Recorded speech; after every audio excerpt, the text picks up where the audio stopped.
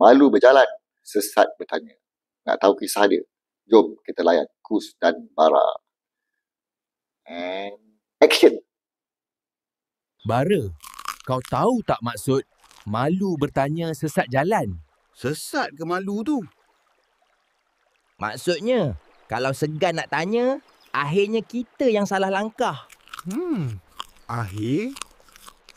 Sesat ke elangkah? Dah lah, layan kau. Aku pun sesat nanti. Baik aku pergi zoo talk dia. Mana?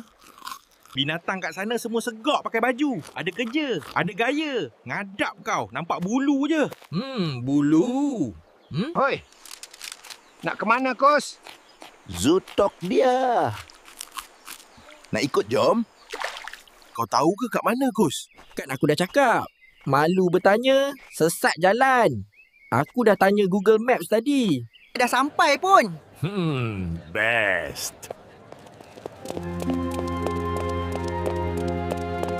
Jom apa lagi?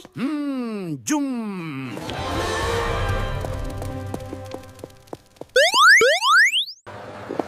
Bara, wah, kita dah sampai ni. Untuk dia. Macam tak percaya. Lu mana? Tapi, kenapa semua orang pandang kita macam kita ni kena layan?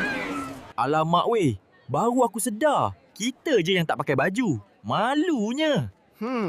Elu. Macam-macam telatah si Kus dan si Bara ni kan. Okeylah. Terima kasih kerana menonton sampai habis. Jangan lupa like, komen dan share. Anda tak suka tak apa. Dan saya yang suka buat cerita ni. Okey, bye. Selamat datang ke Zoo Talk dia.